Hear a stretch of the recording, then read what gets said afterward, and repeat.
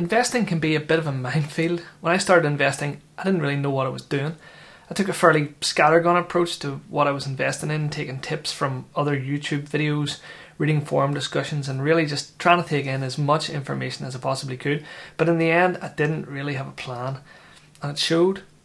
Gradually, I refined that strategy, and now, while far from being an expert, I have my stocks and shares ISA invested in 4 or 5 different ETFs with InvestEngine. My strategy is pretty stable at this point in time. But look, there's no right or wrong way to invest. Working out what's important to you and where you should be deploying your hard-earned dosh. It's very important hitting those financial goals, whatever they may be. Choosing the best platform for your stocks and shares ISA based on what suits your strategy is key to your success, but picking the right platform can be really, really hard. What fees are you happy to pay to get the service you want? Do you want to manage your own portfolio or do it yourself? Do you want to pick your own stocks or invest in funds when you're thinking about a long-term focus? How do you even know that your investing platform is reliable? If you haven't given any thought to those things before, well, how do you even begin to answer those questions? How do you know you aren't even sabotaging yourself before you even start? You don't know what you don't know. People of a certain age are going to remember the Choose Your Own Adventure books. The premise was very simple. The reader was the hero of the story, and after a brief introduction, you were shortly asked to make a choice. You come to a fork in the road. You going left, for example, would take you to page 6.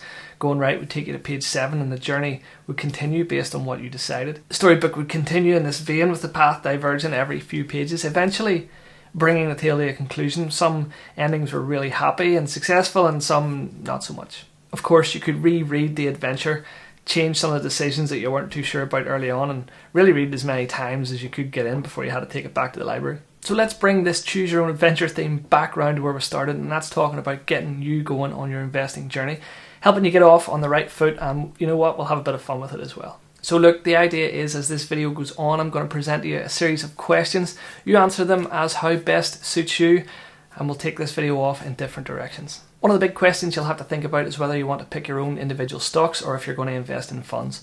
If you are picking stocks, you are going to be selecting your own investments.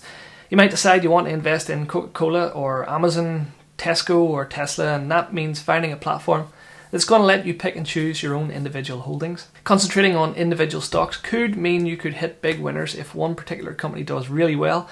On the other hand, if one of your holdings falls on harder times, you could be looking at pretty hefty losses.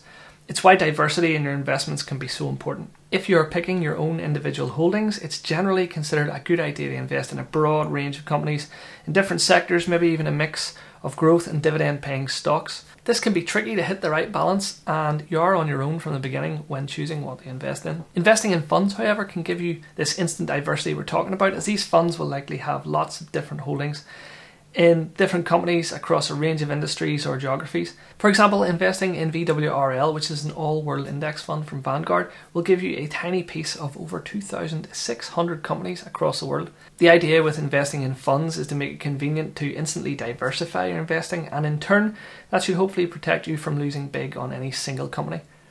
However, you aren't going to enjoy any overnight success here either. Unfortunately, index funds aren't made to get you rich quick, but rather to get rich slowly with consistent investing strategy over time. Of course, nothing is guaranteed, and there is no silver bullet for getting investing right, but which one appeals to you more? If you think picking your own stocks is the way forward, then click this link to continue your investing adventure with an emphasis on platforms to let you pick your own stocks. Otherwise, if you think funds sound like a better idea, click this one here.